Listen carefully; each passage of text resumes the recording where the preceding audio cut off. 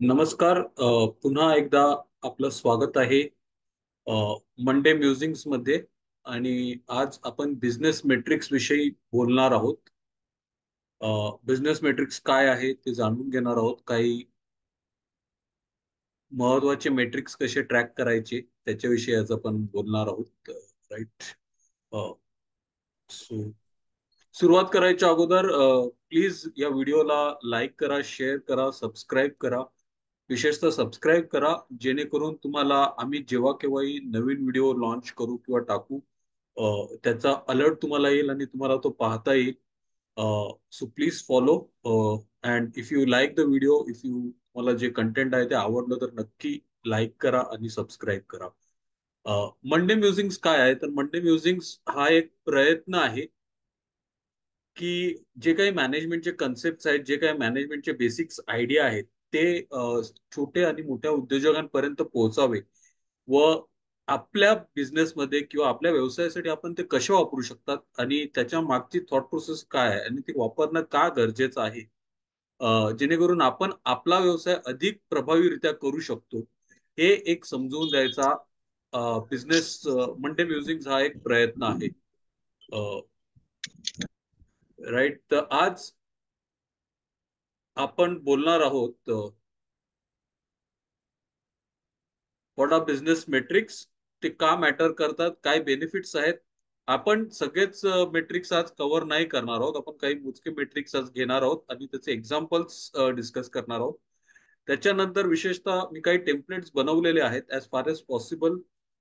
एकाच टेम्पलेटमध्ये सगळं काही कव्हर करता येईल ते करण्याचा प्रयत्न केलेला आहे. पण त्याच्यानंतर मग तुम्हाला काही प्रश्न असतील तर तुम्ही विचारू शकता. Right. So will do 3 or 4 metrics today so that we can discuss is better. ते आज आपण करणार आहोत. बिझनेस मेट्रिक म्हणजे काय आहे? तर माझा बिझनेस किंवा माझा व्यवसाय मी करतोय, पण त्याचा नक्की मला फायदा होतोय का, की नाही होत, की कशा प्रकारे मी त्याचा माझ्या बिझनेसवर प्रभाव पडतोय किंवा इम्पॅक्ट पडतोय, ह्या ज्या गोष्टी आपण ट्रॅक करतो आणि आपला बिझनेस परफॉर्मन्स त्याच्यामुळे कसा होतोय, या जेव्हा आपण गोष्टी ट्रॅक करतो त्या बिझनेस मेट्रिक्स आहेत. राईट. क्वांटिफायबल.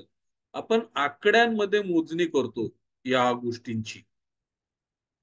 आणि त्या स्टँडर्डाइज क्वांटिटेटिव्ह मेजर्स बिझनेसचा आपला स्पेसिफिक डेटा आपण घेतो आणि तो अनालाइज करायचा प्रयत्न करतो. वेगवेगळे जे काही व्हेरियस बिझनेस कंडिशन्स आहेत, राईट, ते आपण ट्रॅक करायचा प्रयत्न करतो. आणि त्याच्यातून सगळ्यात महत्वाची गोष्ट म्हणजे बिझनेस मेट्रिक्स मधून आपल्याला चांगली इन्साइट मिळाली पाहिजे. आपला डेटा नक्की आपल्याला काय सांगतो. आपण अगोदर सुद्धा एक एपिसोड केलेला, डेटा का महत्वाचा आहे. आता डेटा महत्वाचा आहे तर त्याच्यासाठी डेटा कसा गोळा करतोय आणि कुठला गोळा करतोय हे सुद्धा महत्वाचं आहे. तर या दोन्ही गोष्टी महत्वाच्या. डेटा महत्वाचा आता आहेच, पण नेमकं आपण काय कलेक्ट करतोय आणि काय हे करतोय, अनालाइज करतोय, ते सुद्धा पाहणं खूप महत्वाचं आहे. राईट.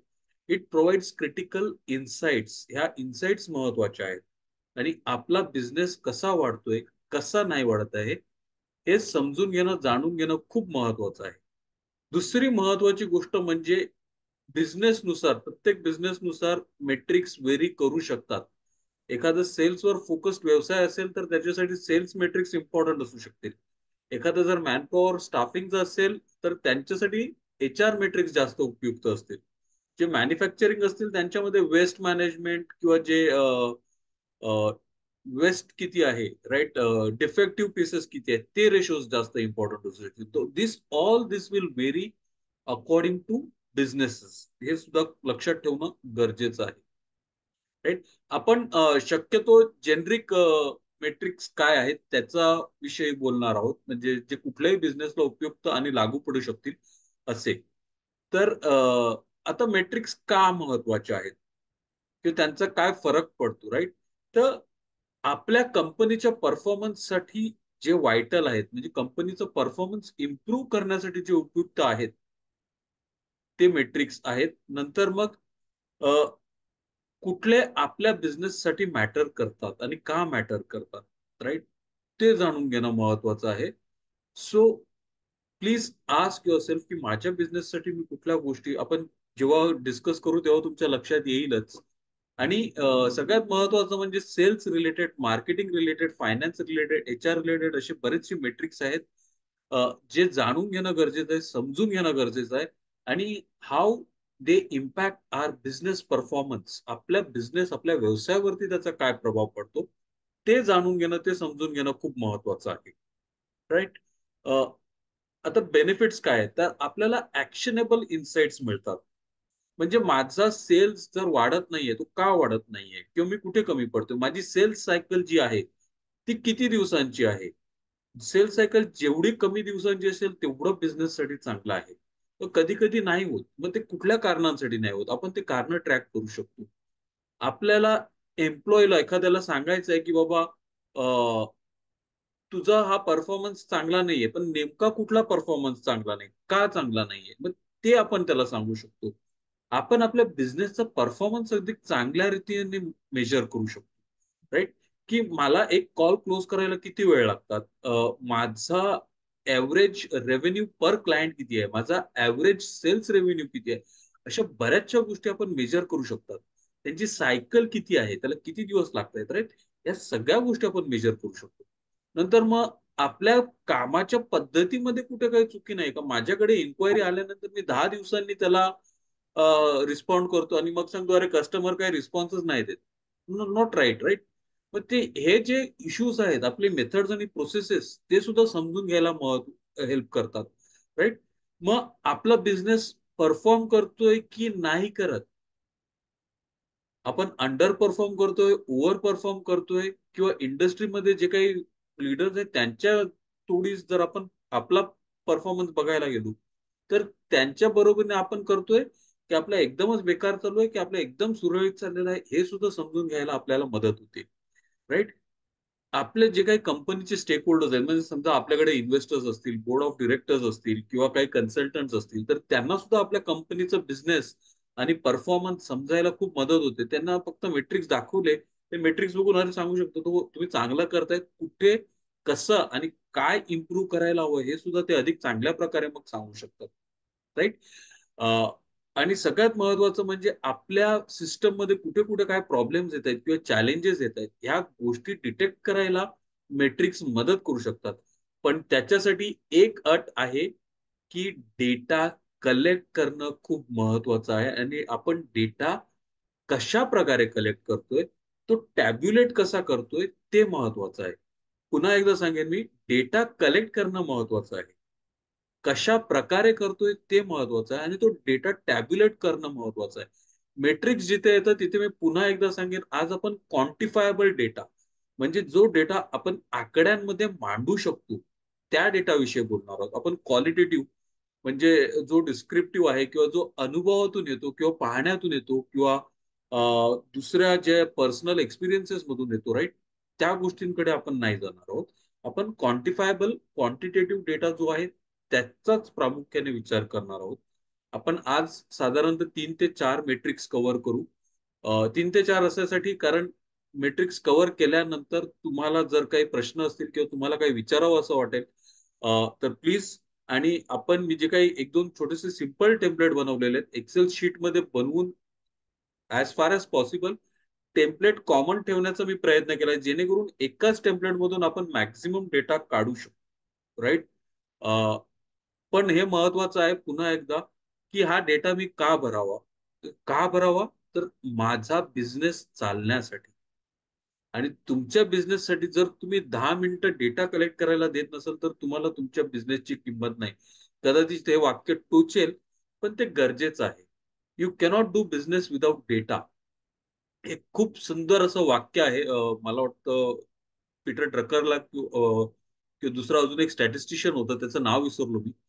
त्यांचं नाव घेऊन हे सांगितलं जातं, म्हणजे त्यांना कोट करून हे सांगितलं जातं, in God we trust, rest all others bring data. म्हणजे आम्ही परमेश्वरावर विश्वास ठेवतो, बाकीच्या सर्वांनी डेटा घेऊ. आणि आज आपण ते डेटा जे एक चांगल्या सिस्टमॅटिक पद्धतीने अरेंज केलेलं आहे, म्हणजेच बिझनेस मेट्रिक्स, त्याच्याविषयी बोलणार आहोत.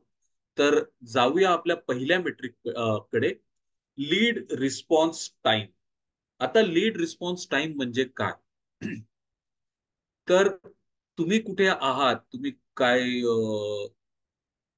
एखादा तुम्ही सेल्स कॅम्पेन रन केली, तुम्ही कुठल्या तरी बिझनेस नेटवर्किंग फोरमला आहात, तुम्ही जस्ट डायलला तुमचा नंबर दिलेला आहे किंवा तुम्ही फेसबुक किंवा ट्विटरवरती काहीतरी पोस्ट टाकलेली आहे, राईट?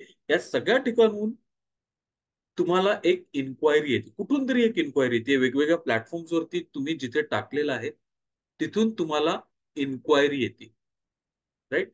तर ती इन्क्वायरी आल्यानंतर तुम्ही त्या इन्क्वायरीला रिस्पॉन्ड करेपर्यंत किती वेळ जातो, that is your lead response time. म्हणजे मी तुम्हाला काही क्वेरी दिली, मी आणि तुम्ही मला 4 दिवसांनी रिस्पॉन्स दिला, तर तुमचा रिस्पॉन्स टाइम 4 दिवसांचा आहे. तुम्ही जर 2 तासात रिस्पॉन्स दिला तर 2 तासाचा आहे, right? So this is what lead response time means. The duration it takes for a business or a sales team to respond to a new or a potential inquiry from a customer. जेवढा short किंवा quick response time असेल तेवढा महत्वाचा आहे. Cells close व्हायला खूप फरक पडतो. इंग्लिशमध्ये एक म्हण आहे, strike Wien the iron is hot. जेव्हा लोखंड गरम असतं, राईट, आपण जेव्हा त्याला काय कुठला आकार देत असेल, गरम असतं, तेव्हाच त्याला ते आपण ठोके देतो आणि त्याला जो काय आपल्याला हवा तसा शेप देता येतो. तो लीड रिस्पॉन्स टाइम काय आता, फॉर एक उदाहरण कन्सिडर करूया. ठीक आहे. एक सेल्स कंपनी आहे जिथे ती लोक डेटा ट्रॅक करतायत, राईट? एक कस्टमर त्यांना कॉल करतो आणि ती इन्क्वायरी येते 2 वाजता. जॉन नावाचा कुठला तरी व्यक्ती आहे त्या कंपनीमध्ये, त्याने 2 वाजता इन्क्वायरी सबमिट केली. तो लीड जनरेट झाला 2 वाजता. सेल्स टीमने त्याचा एक्नॉलेजमेंट केलं की हा बाबा, त्याची नोंद घेतली, त्याची एंट्री केली, ती 2:15 केली. आणि त्यांचा जो इनिशियल कॉन्टॅक्ट आहे तो 2:45 त्याने कॉन्टॅक्ट केला, राईट? आता प्लीज अंडरस्टँड, डिपेंडिंग अपॉन, आता सगळ्याच व्यवसायामध्ये टाइम महत्वाचा असेलच असं नाही, but you can track it as per the time or you can track it as per the day. मी जो फॉर्मॅट शेअर केला त्याच्यामध्ये दोन्ही गोष्टी कन्सिडर केलेल्या आहेत, राईट? पण तुमच्याकडे ज्या दिवशी कोण विचारणा करतो त्या दिवशी, त्या वेळेपासून तुमचा लीड रिस्पॉन्स टाइम टिक करायला स्टार्ट होतो. आणि please remember this, because this is important. आपल्याला कधी कोण सांगतो आणि मग 2 दिवसांनी, 3 दिवसांनी मग ती व्यक्ती पण कधी कधी, अरे हा असं बोलले लोक, हो ठीक आहे, बघतो बघतो करतो, राईट? सो प्लीज एन्श्युअर, आणि त्याला जर गरज असेल तर he will be more than happy to really acknowledge that, right? So this is how it would look like. आता मी याच्यामध्ये दुसरंच थोडंसं एक्झाम्पल घेतलेलं आहे, राईट? डेजचा घेतलेला इथे. या एक्झाम्पल मध्ये 45 minutes is the lead time. 2 वाजता क्वेरी आलेली आहे, 45 मिनिट्स, 2 वाजून 45 मिनिटांनी कस्टमरला कॉल झालेला आहे. So 45 minutes is the lead time. हा फॉर्मॅट तयार केलेला आहे मी. अ, जर तुमच्यासाठी वेळ महत्वाची नसेल तर you can skip the time of inquiry, you can just focus on the date of inquiry. पण तुमच्यासाठी, जसं तुम्ही कस्टमर सेल्स मध्ये किंवा कस्टमर मेंटेनन्स आणि सर्व्हिसेस मध्ये असाल, राईट, तुमच्यासाठी इन्क्वायरी टाइम खूप महत्वाची आहे. तुम्ही हॉटेल किंवा रेस्टॉरंट मध्ये असाल तर तुम्हाला इन्क्वायरी टाइम आणि तुम्ही किती रिस्पॉन्ड केला लवकर ते खूप महत्वाचं आहे. तो decide as per your business that is there, तुम्ही किती वेळात त्याला रिस्पॉन्ड केलेला आहे. So you can track the name of the customers, contact number, date of inquiry, date of response, time of response, lead response time किती आहे, आणि तासांमध्ये किंवा दिवसांमध्ये दोन्ही प्रकारे यू कॅन ट्रॅक. आता इथे इंटरप्रिटेशन कसं करायचं ते महत्वाचं आहे. माझा लीड रिस्पॉन्स टाइम जो आहे, जेव्हा तुम्ही हा डेटा कलेक्ट कराल साधारणतः 1 महिन्याभराचा, right, please go and check माझा लीड रिस्पॉन्स टाइम किती आहे. तो एक्सेलला फिल्टर लावला तर तुम्हाला ते दिसणार, राईट? आणि तुम्ही सिलेक्ट केलं तर एक पिवट टेबल किंवा चार्ट बनवलं तर ते तुम्हाला डेटा थ्रो करेल की कुठला कॉल तुम्ही कमीत कमी वेळेत केला किंवा कुठला कॉल तुम्ही किती जास्त वेळेत केला, right? You get a range आणि you can also get the average lead time to respond to a customer. मग तिथून तुम्हाला समजेल की मला कमी करायचं आहे की जास्त कमी करायचं आहे, की माझं जे लीड रिस्पॉन्स टाइम आहे तो माझ्या बिझनेसच्या माझ्या व्यवसायाच्या हिशोबाने बरोबर चाललेला आहे and I am in perfect control of it. Right, हे महत्वाचं आहे. नुसताच डेटा गोळा करू नका. तो दर 30 दिवसांनी बसा त्याच्या समोर आणि तो चेक करा. माझा लीड रिस्पॉन्स टाइम वाढतोय, कमी होतोय. वाढतोय तर तो का वाढतोय, कमी झाला आहे तर तो का कमी झालाय. You can also add a remarks column, right, त्याच्यामध्ये की का तुम्ही time, that is where you will benefit out of it. Right. So हा झाला आपला पहिला लीड रिस्पॉन्स टाइम. माझ्या कस्टमरने मला इन्क्वायरी दिल्यापासून ती क्लोज करेपर्यंत मी किती वेळ घेतो किंवा किती दिवस घेतो. कॉन्टॅक्ट करेपर्यंत, please understand, we are just focusing on inquiry to first initial contact, that is the lead response time. आपण क्लोजर विषयी नाही बोलत आहोत. Okay. So that's the lead response time. आता लीड रिस्पॉन्स टाइम का महत्वाचा आहे, राईट. हाय क्लोज रेट्स आपल्याला जर, जेवढं आपण लगेच क्लोज करतो तेवढं आपले एक 700% सेल्स क्लोज व्हायची शक्यता वाढते. You can just understand. 700% जर आपली बिझनेस रेव्हेन्यू वाढायचं जर कसं हे होतं, राईट, ते महत्वाचं आहे. So studies show that 35 to 50% of the sales go to vendor who respond first, आणि क्लोजर रेट 700% वाढते. तो जस्ट थिंक अबाउट इट, किती महत्वाची आहे. नंतर कस्टमर एक्सपेक्टेशन्स ना, बऱ्याचशा कस्टमरना मला आता लगेच रिस्पॉन्स हवा आहे. कोणाला 10 मिनिटात हवं असतं, कोणाला 20 मिनिटात हवं असतं, but then depends, right. The sooner you respond the better. एक तुम्ही स्वतःसाठी एक व्हॅल्यू प्रोपोजिशन, तुमचा एक ऍडव्हान्टेज तयार करू शकता कम्पेअर्ड टू द कॉम्पिटिटर्स. आम्ही लगेच तुम्हाला रिस्पॉन्ड करतो, right. And always remember, a timely response can make all the difference in converting leads to loyal customers. आपल्याला लॉयल कस्टमर्स मिळवता आले पाहिजेत. आणि हे जर आपण करू शकत नसू, then capturing that data is not really helpful to us. Simple एक चार्ट आहे, which you can go back, you can adapt or modify it to your convenience. Okay. एक सिम्पल एक्सेल शीट मध्ये क्रिएट करून तुम्ही track करू शकता, right. So that is about lead response time. आता आपण जाऊया ऍव्हरेज सेल्स सायकल लेंथ. आता ऍव्हरेज सेल्स सायकल लेंथ म्हणजे काय आहे. ही माझी सेल्स सायकल आहे. कस्टमरने मला कॉन्टॅक्ट केल्या दिवसापासून तो क्लोज होईपर्यंत मला किती दिवस लागतात, right. That is my average sales cycle length. आणि माझ्या बिझनेसची सायकल लेंथ किती आहे, आज तुम्ही विचार करा. की मला कस्टमर ऑर्डर देतो, तिथून मी त्याला पेमेंट किंवा बिलिंग चालू करेपर्यंत, राईट. जर तो तुमचा रिपीट कस्टमर असणार आहे तर तो पहिल्यांदा मला जे बिल देतो, राईट, किंवा जो देत राहतो, त्याच्यामध्ये किती वेळ लागतो, that is your average sales cycle length. You contacted, तुमच्याकडे इन्क्वायरी आली, त्या दिवसापासून तुम्ही बिलिंग केलं, that whole cycle is your sales cycle length. आता तुम्ही 10 कस्टमरचे जेव्हा डिटेल काढणार, तेव्हा ती ऍव्हरेज सेल्स सायकल लेंथ होणार.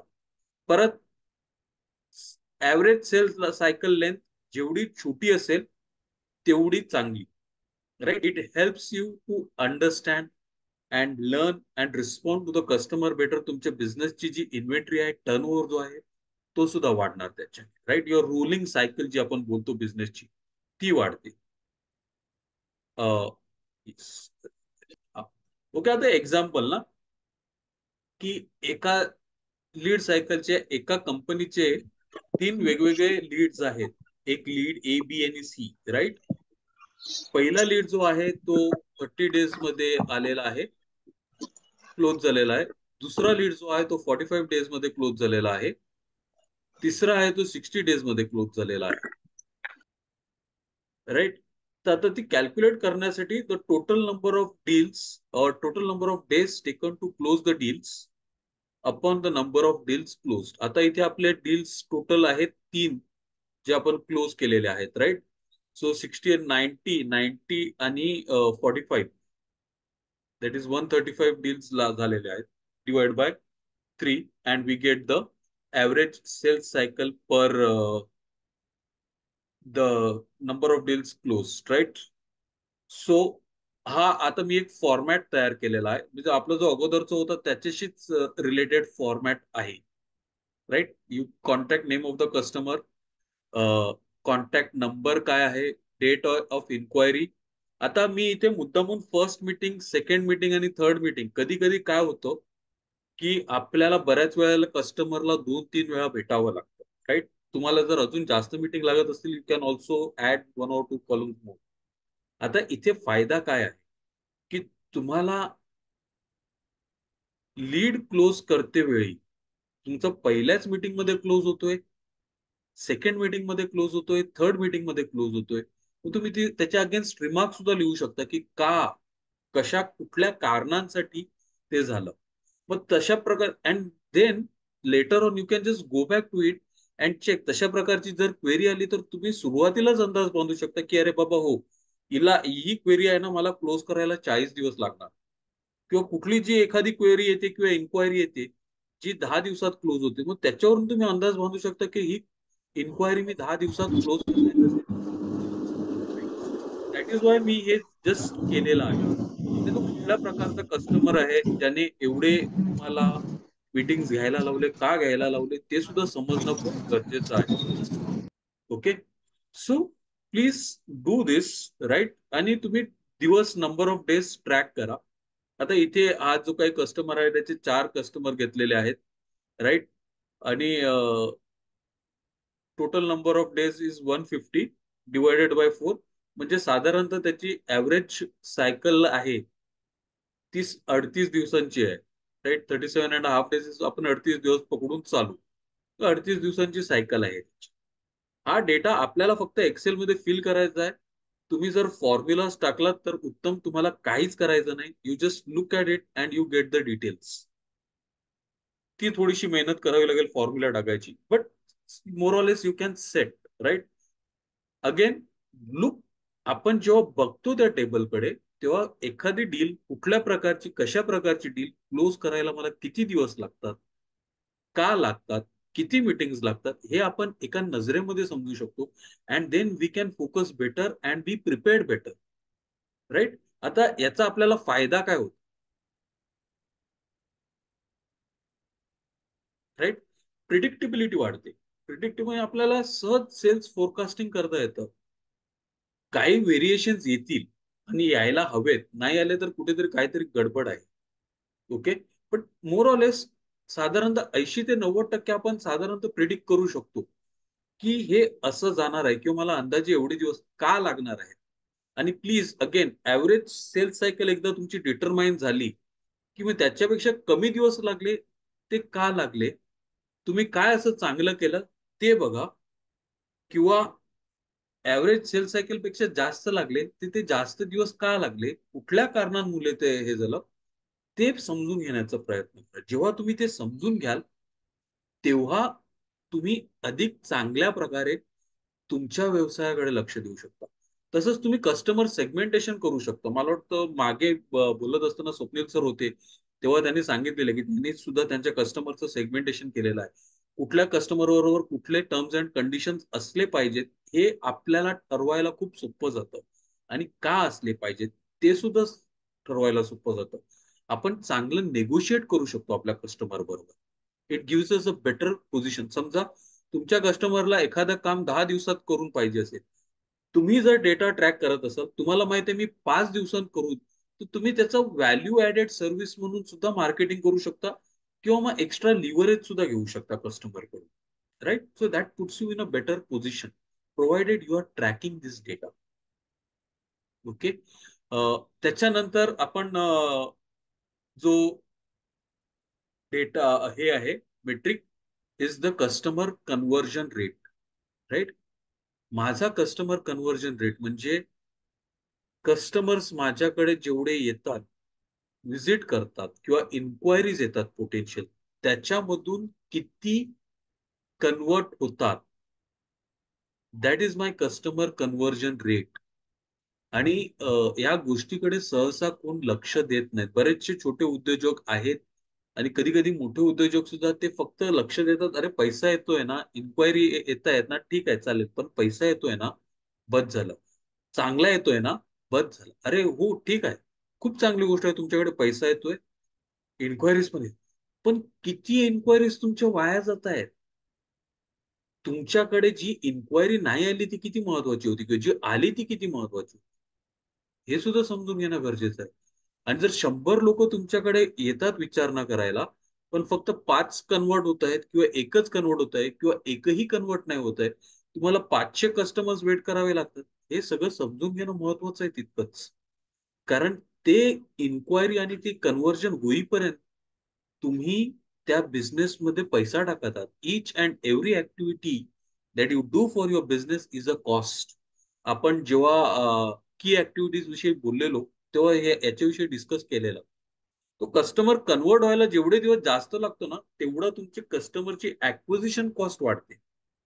जेवढे तुम्ही कमी कस्टमर कन्व्हर्ट करता, तेवढी तुमची कस्टमर पर कस्टमर रेट वाढतो तुमचा. तुमचा खर्च वाढतो पर कस्टमर. मग त्या हिशोबाने तुम्ही तेवढा रेव्हेन्यू जनरेट करताय का? हा विचार करणं खूप गरजेचं आहे आणि म्हणून कस्टमर कन्व्हर्जनकडे सुद्धा तितक्याच बारकाईने लक्ष असणं खूप गरजेचं आहे आपलं. Right? So simple basic mathematics आहे. Number of conversion that is किती इन्क्वायरीज आल्या आपल्याकडे अँड किती कन्व्हर्ट झाल्या आणि त्याच्यापैकी किती इन्क्वायरी झालेले त्याच्यामधून किती कन्व्हर्ट झाले, right? Again here is an example, simple example.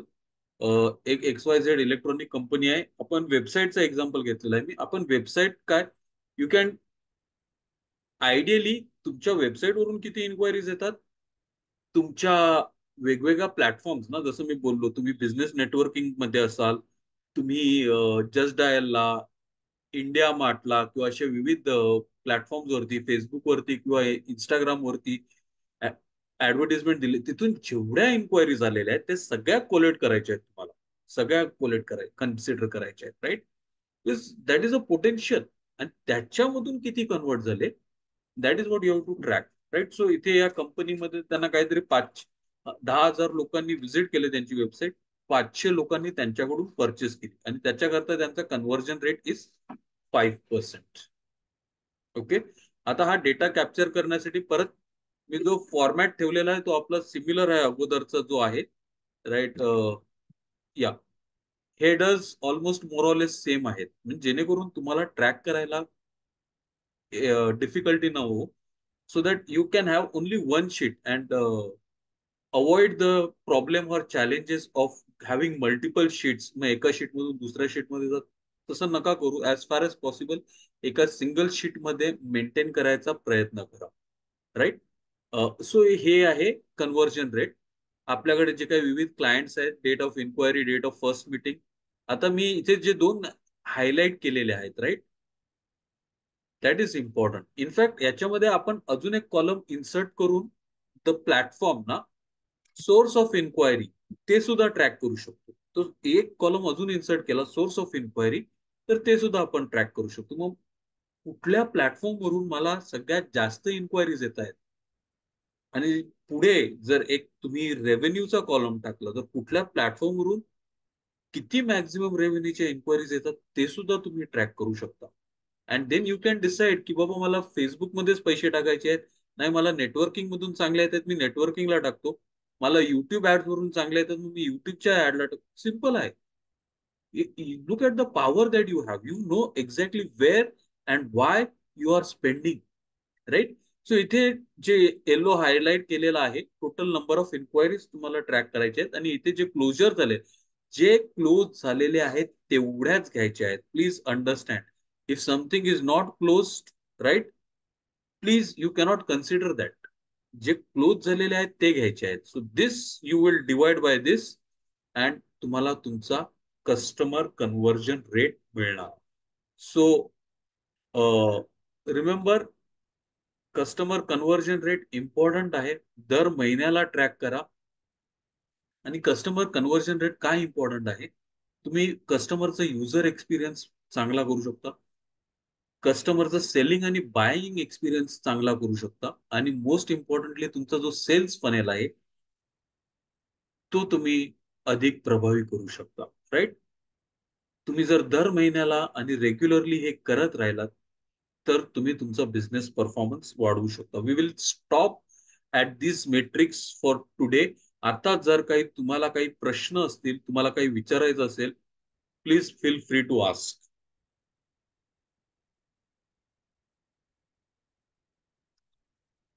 तुम्हाला समजले का metrics? If you have any questions please feel free to ask. Yes Swapnil sir बोला. प्रत्येक बिझनेसच्या याच्याप्रमाणे सेपरेट सेपरेट असते. आता आमच्या बिझनेसमध्ये रिपीट ऑर्डर येत नाही. म्हणजे आता रिपीट आल्या तर फक्त ते म्हणजे कसं, आता इंटिरियर डिझायनर आणि आर्किटेक्ट यांच्याकडनं येतं. ऍज अ हम्म. कस्टमरकडनं रिपीट ऑर्डर येत नाही. मग नाही त्याच्यासाठी काय करायला पाहिजे?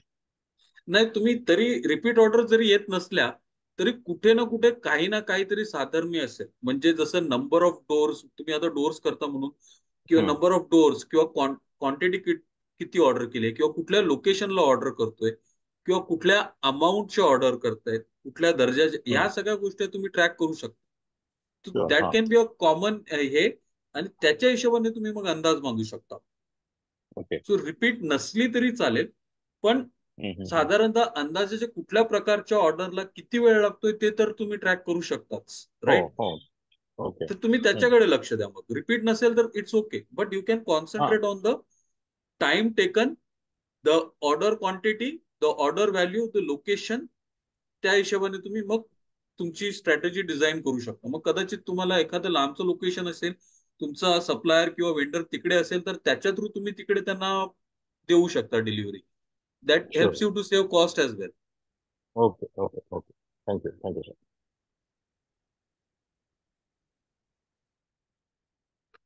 येस. अजून कोणाला काही क्वेरी?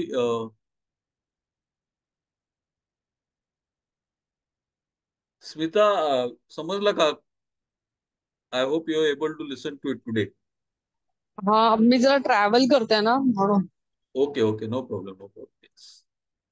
अजून कोणाला काही क्वेरी किंवा काही विचारायचं, प्लीज फील फ्री टू. तुम्ही जर विचारलं तर मी अधिक चांगल्या प्रकारे सांगू शकेल, so that you also benefit out of it.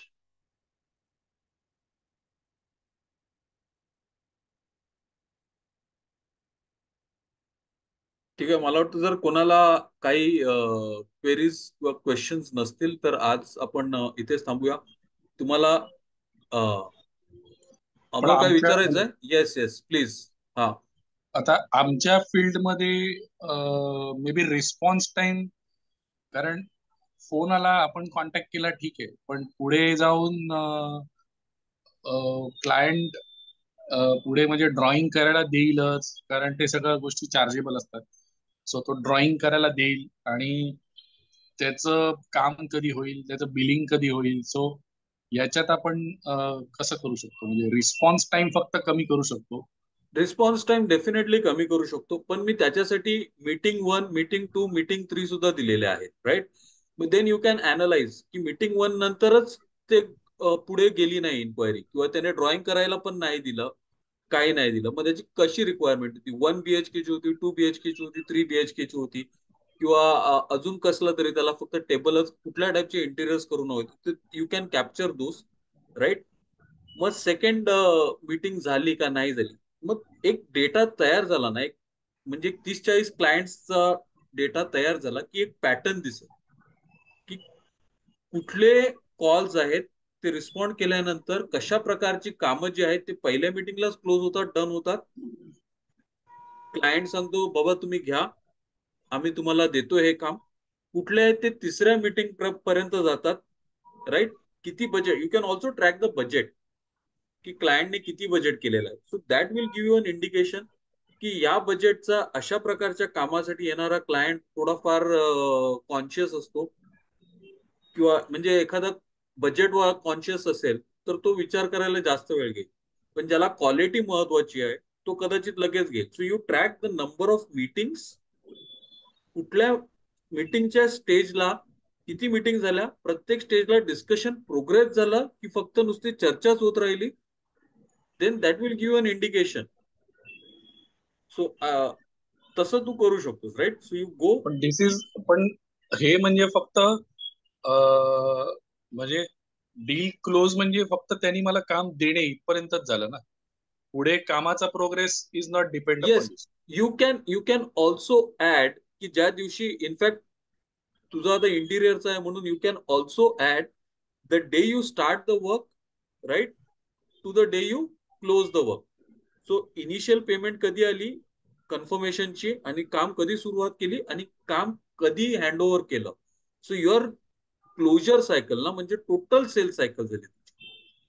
Start झाल्यापासून क्लोज होईपर्यंतची सायकल तुझी जास्त असणार. म्हणजे तू साईट घेतली हातात, इन्क्वायरी आली त्या दिवसापासून साईट जेव्हा हँड ओव्हर केली त्या दिवसापर्यंत, that will be the total sale cycle for you. Okay. Anthony, हा, एखाद्या लीडचा टाइम फ्रेम किती असा, की नॉर्मली माझं कसं होतं, मला लीड जनरेट झाली, कॉल झाले, 2 कॉल झाले, टेस्टर दिलं, त्याच्यानंतर फॉलोअप केला, तो मग टाइम पिरियड किती असायला हवा त्या लीड जनरेशनचा, तो सी कसा मेंटेन ठेवायचा? लीड जनरेशनचा time frame will vary according to business. जसं आता अमोल नुकताच बोलला, राईट. तो अमोलच्या बिझनेससाठी कदा, because the volume or the transaction is of a high value, right. Cake साठी कदाचित किंवा कुकीज साठी वगैरे लीड टाइम खूप छोटा असायला पाहिजे. आता किती असायला पाहिजे, that will again vary upon the customers needs and the wants. But ideally it should be less then a week. त्याच्यापेक्षा जर जास्त होत असेल then you need to consider that. But again त्याला जर समज 100 किलोची ऑर्डर द्यायची असेल, then you can expect a longer lead time. 2-3 किलोची ऑर्डर असेल तर 5 ते 6 दिवसात सुद्धा क्लोज होऊ शकते, right. So it will vary. But when you are capturing the data you can understand. आणि the beauty of the data which आपण जी लक्षात कधी घेत नाही, इज आपल्याला त्याच्यामधून पॅटर्न दिसत राहतात, त्याच्यामध्ये पॅटर्न येत राहतात. तर तुम्ही ते जर कॅप्चर केलं आणि पाहिलं ना, की you will get an idea की कुकीज साठी, केक साठी किंवा मल्टिपल आयटम साठी किती दिवसांचा नॉर्मली लीड टाइम घेतो. Again, lead time is not दगडावरची रेष नाही आहे. लीड टाइम की अमक्या बिझनेस साठी एवढीच असली पाहिजे किंवा एवढीच असेल. मोर ऑर लेस जेवढी शॉर्ट आणि क्रिस्प असेल, the better it is for the business. Thank you. पण मला एक विचारायचं होतं, आता माझं कस्टमर बेस आहे हा, इट इज लाईक आज ऑर्डर दिली किंवा एक 4 दिवसापूर्वी ऑर्डर दिली, केकची मी डिलिव्हर केला, तर त्याचा कसा तो ट्रॅक ठेवायचा? म्हणजे मला ते समजत नाही, मी ईच अँड एव्हरी कस्टमरचा ठेवावा लागणार का असा ट्रॅक मला? Yes, yes, yes. Each and every customer matters. Each and every customer matters. म्हणजे तो अगदी व्हॉल्यूम आणि व्हॅल्यू दोन्ही, आणि इररिस्पेक्टिव्ह यू हॅव टू ट्रॅक. कारण मग Wien you look at the data, जो एकदम छोट्या कंपनीचा हे आहे, राईट, काय बोलतात ते, छोट्या याचा व्हॅल्यूचं केक आहे किंवा ऑर्डर आहे, ती सुद्धा देन यू कॅन ट्रॅक की are you good at volumes are are you good at value. तर त्याच्यासाठी प्रत्येक प्रत्येक याचं करणं गरजेचं आहे, right. Each and every customer needs to be track, because that puts you in a better position to understand the customer behavior and also create a customer experience, right. So kudla's customer, please, when you are doing the business metrics, please don't skip any customer. श्रीकांतने question टाकलेला आहे. हो, एक last question विचारते. So suppose हो, आता मी product industry मधली आहे, तर माझ्याकडे रेप्युटेशन असतात कस्टमरचे, तर ते हो. मेंटेन कसे ठेवायचे ते? नाही, ते एक्सेल शीट मध्ये जेव्हा डेटा कॅप्चर करते, you can just look at the customer that he is coming, right. तुम्हाला तो नाव रिपीट होतोय किती वेळा, होतोय महिन्यातनं किती वेळा होतं, वर्षातनं किती वेळा. जर एकच एक्सेल शीट मध्ये ट्रॅक करायचं, you can just go put a filter, right, and then you can check what is the number of time that customer is giving. In fact, you can also check the number of billing and the type of products and services is ordering from you. तर ते सुद्धा track होईल. आणि तू कस्टमरची value determine करू शकते. तो तुला value देतोय की व्हॉल्यूम देतोय. म्हणजे 100 ऑर्डर देऊन फक्त 1000 रुपयाचीच बिलिंग आणि दुसऱ्या कोणीतरी 10 ऑर्डर देऊन 10,000 रुपयाची billing. You will be able to track everything, right? But you'll have to create a comprehensive template. थोडेफार चेंजेस करावे लागतील. Order, type of order, amount किंवा क्वांटिटी, त्याच्यामध्ये त्याची व्हॅल्यू किती होती, ते आपण पुढे जेव्हा बिझनेस मेट्रिक्सचं सेकंड पार्ट घेईल ना, ऍव्हरेज सेल्स व्हॅल्यू आणि ऍव्हरेज परचेस व्हॅल्यू, तेव्हा त्या गोष्टी येतील. Then you can decide on that. आणि तो रिपीट करत असेल, यू कॅन ऑल्सो इन्सेंटिव्हाइज किंवा ऍड ऑन्स, व्हॅल्यू एडिशन देऊ शकतेस तू त्या कस्टमरला. ते तुला समजेल तेव्हा, right? So it puts you in a better position to serve the customer. Thank you so much. मीटिंगच्या जागी नंबरचा फॉलोअप कॉल सुद्धा येऊ शकतो. हो, येऊ शकतो. फॉलोअप कॉल सुद्धा येऊ शकतो श्रीकांत. राईट. अँड समटाइम्स प्रत्येक वेळी क्लायंटला जाऊन भेटणंच गरजेचं नाहीये. कधी कधी ते सोयीस्कर सुद्धा नाहीये. तर तू, if you are following up on the call also, please record that as well. So follow up आपण जे बोलतोय किंवा सेकंड मीटिंग बोलतोय, तुम्ही कॉलवरती डिस्कस करतायत, that is also kind of meeting only, right? आणि त्याच्याने तुमचा बिझनेस एकदम पुढे सरकणार आहे किंवा तिथेच थांबणार आहे. आणि तो का थांबणार आहे, काय झालं, त्याचं नोंद असणं गरजेचं आहे. सो रेकॉर्ड दॅट ॲज वेल. जेवढं कॉम्प्रिहेन्सिव्हली करणार ना, तेवढा तुम्हाला फायदा जास्त. इथे एक मनात प्रश्न येऊ शकतो की अरे किती डेटा, किती डेटा. पण या छोट्या गोष्टी जर आज तुम्ही केलात ना, तर उद्या ऑटोमॅटिकली डोक्यात बसलेलं असेल की ह्या टाईपच्या कस्टमरला एवढ्या दिवसांसाठी किंवा अशा प्रकारच्या क्वेरीला असं उत्तर दिलं पाहिजे. ते तुम्हाला खूप चांगलं समजेल, राईट? आणि तिकीट साईज जेव्हा छोटी असते, येस, डिपेंडिंग अपॉन, तेच मी सांगितलं, राईट? आज घडीला आपल्याला माहित नाही आहे श्रीकांत की माझा कस्टमर व्हॅल्यू कस्टमर आहे की व्हॉल्यूम कस्टमर आहे. व्हॅल्यू कस्टमर असेल तर आपण त्याला थोडं अजून जास्त पॅम्पर करू शकतो. पण एकदम कमी किंमत देतोय मला, म्हणजे मी त्याला सर्व्हिस देतोय आणि त्याच्या जाण्या येण्यामध्येच माझं, आणि आपण, मला वाटतं आपण तुझं जेव्हा अनालिसिस केलेलं, काही ठिकाणी यू आर इनफॅक्ट थोडस तुला लॉस पण किंवा एकदम मार्जिन एकदम कमी होती, राईट? सो ते सुद्धा महत्वाचं आहे. मग ह्या सगळ्या गोष्टी समजता येतात आपल्याला. मग तो करायचं की नाही करायचं ते डिसाईड करता येतं अधिक चांगल्या प्रकारे. तर जेवढी साईज छोटी असेल ना, जेवढं इंटरॅक्शन लिमिटेशन असेल किंवा कमी होईल, तेवढं चांगलं. कारण जेवढ्या interaction, each interaction is a cost, right? तो इंटरॅक्शन कमी करता येतील. You need to focus on or try to understand की अशा प्रकारचे छोटे call how you can close, कमीत कमी वेळेत कसे क्लोज करता येतील ना, त्याच्याकडे पाहणं गरजेचं आहे. तेव्हा मग ते जास्त व्हॅल्यू मिळेल. तर तिकीट साईज छोटी असेल, as far as possible try and keep it to bare minimum number of meetings or follow ups. Shrikant, okay? Yes, okay, fine. So anyways, अजून कोणाला काही प्रश्न नसतील तर मग आता एक आहे मोठा का प्रश्न कोणाला आहे, काही प्रश्न? कदाचित येस आहे समोर. एक मोठा प्रश्न आहे, कदाचित त्याच्यावर वेगळं सेशन लागेल की हाऊ टू क्लोज क्लायंट. हा, नाही, आपण बोलू ना, त्याच्यावरती पण बोलू आपण हा, नक्की. मी इनफॅक्ट तुम्हाला सगळ्यांना रिक्वेस्ट करेन की प्लीज तुमचे काही सजेशन्स असतील ग्रुपवर टाका आपल्या. हा. Will try to address those issues. आपण नक्की करू की हम्म. क्लोज कसा करायचा. कारण इनफॅक्ट माझ्या हा, कस्टमरने जर मला प्राइस जास्त सांगितली किंवा कमी करायला सांगितली, मग तेव्हा काय आर्ग्युमेंट्स करायचे किंवा तेव्हा आपली बाजू कशी मांडायची, त्या काही कळीच्या मुद्द्यांवरती सुद्धा आपण बोलू पुढे. ये समोर. येस, म्हणजे कारण आता जे काही कॉम्पिटिशन आहे, म्हणजे एव्हरी फील्ड मध्ये आता प्रत्येकच जण उतरलेले आहे. आणि म्हणजे आता प्रत्येकाला वेगळं वेगळं प्रकारचे कॉम्पिटिशन्स आहेत. सो त्या कॉम्पिटिशन्सला टॅकल करून आपण आपला प्रोडक्ट कसा चांगला आहे किंवा आपण काय म्हणजे व्हॅल्यू क्रायटेरियावर प्रोपोजिशन आपली त्यांना काय आहे, सांगू शकतो की वी आर बेस्ट, और आपलं हाऊ युएसपी वी काय आर आहे. Different, how we are different from others. So याच्यासाठी आणि how to close the client, म्हणजे मे बी छोटी तिकीट साईज असेल, मे बी मोठी तिकीट साईज असेल. So yes yes yes. Yes. तर मला वाटतं 3 विषय अमोल बहुतेक, राईट? एक इज क्लोजिंग, दुसरं इज व्हॅल्यू और व्हॉल्युम्स, आपण त्याच्याविषयी सुद्धा बोलू. आणि तिसरं की व्हॅल्यू प्रपोजिशन काय असलं पाहिजे माझं, राईट? तर आपण व्हॅल्यू प्रपोजिशन वरती एक सेशन केलेला. मी विचार करत होतो की व्हॅल्यू प्रपोजिशन जो मॅप आहे तो आणि एम्पथी मॅप हे पुन्हा एकदा जरा डिटेलमध्ये जाऊन फक्त तो एकच टूल घेऊन जर आपल्याला डिस्कस करता येईल.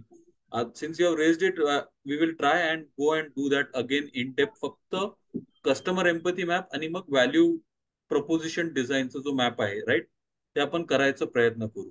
हा, विल कारण ट्राय म्हणजे दॅट. आता कारण कसं होतं की बऱ्याच बिझनेस मध्ये आता जे असे छोटे छोटे व्यवसाय आहेत, छोटे मोठे वॉटर, की माउथ टू माउथ जर पब्लिसिटी असेल तर क्लोजिंग इज मोर सिम्पलर. आणि जर डायरेक्ट कुठून कस्टमर कुठल्याही ऍडव्हर्टाईज वरून किंवा कुठून तो फेसबुक किंवा एनी सोशल मीडिया और एनिथिंग जर तो असा डायरेक्ट आला तर त्याला ट्रस्ट फॅक्टर व्हायला थोडासा वेळ लागतो. वेळ लागतो. तो ट्रस्ट फॅक्टर कसा आपण क्रिएट करू शकतो? तो आपण जी सर्व्हिस देतोय ती त्याच्याशी बोलताना आपले जे काम केलेले आहेत ते आपण सांगू शकतो त्याला. अगेन मी थोड्या वेळा अगोदर जेव्हा बोललो की सोर्स तुम्ही जर तो एक इन्सर्ट केला ना, तर कुठल्या टाईपचे सोर्सहून येणारे तुम्हाला जे आहेत रेफरन्सवर किंवा वॉक इन थ्रू मिळणारा बिझनेस जास्त आहे ते सुद्धा तुम्हाला येईल.